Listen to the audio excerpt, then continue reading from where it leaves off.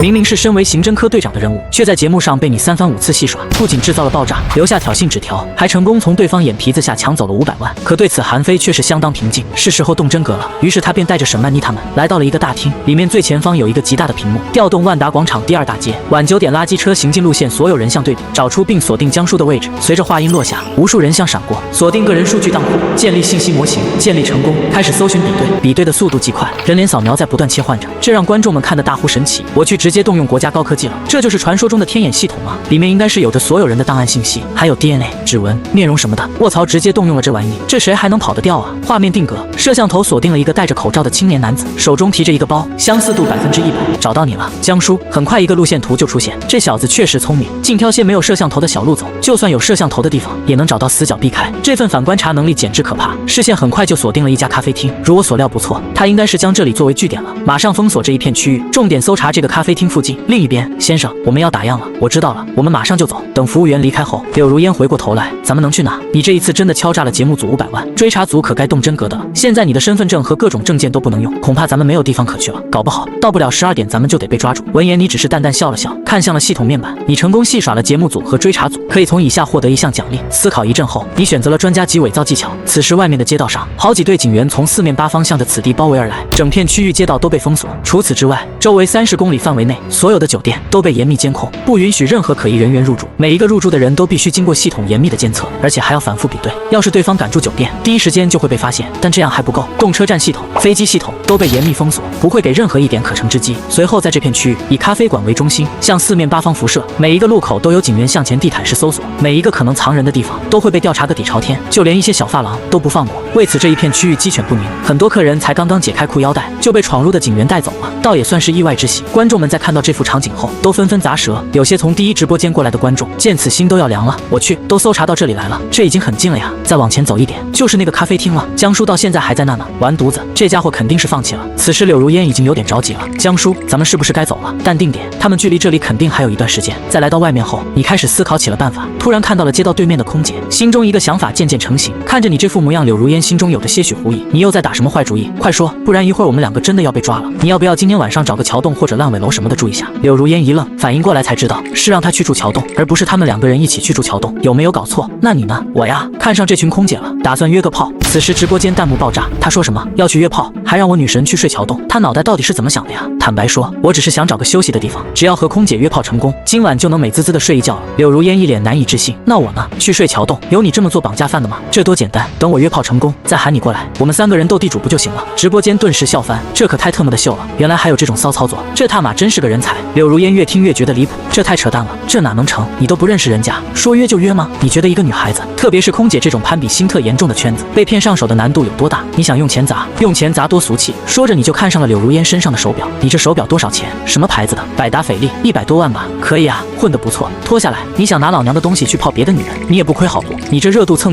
的涨。柳如烟愣了愣，想了想也是，于是便把表脱了下来。在拿到表后，你便开始偷偷观察了起来。在确认好目标后，你来到了其中一位空姐前进行搭讪。你好，万涵玉小姐，我是季伯达呀，上次在头等舱聊天时还说要送你一个小礼物呢，你没忘吧？万涵玉一听，虽然还是记不起来，但嘴上只能带着笑意道，原来是季先生，有什么事吗？带了个女人过来逛了一下，刚好多买了件东西，上次说送你礼物没来得及，那就这次吧。说着你拿出了百达翡丽。见此，对面的空姐们顿时双眼冒光，以他们的眼界一眼便看出来这绝对是真货。随后眼睛看向万涵玉，露出了羡慕嫉妒恨的目光。万涵玉自然也是愣住了，没有想到惊喜来得这么突然，一时间脑壳发懵，又惊又喜，但又突然看到了后面美得冒泡的柳如烟，顿时感到自惭形秽。那个你不送给他吗？他不配。柳如烟瞬间气坏了，这个混蛋拿着他100多万的表泡妞，还说自己不配，怎么样，喜欢不？当然喜欢啊，这谁不喜欢啊？万涵玉看着那块手表，感受到了自己异常的心动，但是又犹豫不决。看着对方纠结的表情，你瞬间心领神会，绿茶拜金女吗？还是要点小面子的。于是你很自然的做事要将手表收起来，看来这表还不够分量。哎，哪里会，就是实在太贵重了，我们才见过几面，就这么拿了多不好啊。好家伙，还得矜持矜持。万涵玉的所有表情你都尽收眼底，你非常清楚，要不是这么多人在，这空姐早拿了，找个地方聊聊。闻言，周围的一群空姐顿时起哄，在一群人起哄之下，万涵玉也不再矜持，答应了下来。我们要去哪呀？眼看目的已然达成，于是你便将人带到了一个酒店之下，诺来这里开个总统套房再说。我忘记带身份证了，你去开，等会我转钱给你。万寒玉一听，总统套房果然是神豪啊，扭头看了一眼柳如烟，那她呢？她能有什么意见？告诉你一个秘密，其实她是我准备捧红的女明星。万寒玉一阵惊讶，心中有了谱，以为柳如烟就是你养的金丝雀，他对这种倒是无所谓。这样啊，你真厉害。万寒玉笑了一下，就去开总统套房了。只有柳如烟看完全程心中暗骂，现在不要脸的女人可真多。可直播间观众看的那叫一个叹为观止，我去，这就去开房了，真他妈离谱。看来不是我追不到女神，而是没钱。有钱人的快乐我们想象不到。10分钟后，酒店总统套房之中，你坐在床上，手里抓着一把牌，对3。柳如烟甩出对，手里空牌，只有万寒玉全程捏着牌，一脸懵逼。这特么的怎么和自己想的不太一样？还以为今天晚上会有什么刺激的活动呢。有钱人不都是很变态的吗？直播间的观众们看到这一幕都笑翻了。另一边，叼着烟的韩非眉头已经皱成了一团，因为他们已经将这地方翻了个底朝天，愣是没能找出你。想到了最危险的地方就是最安全的地方，于是他将目光定格在了路边的酒店上。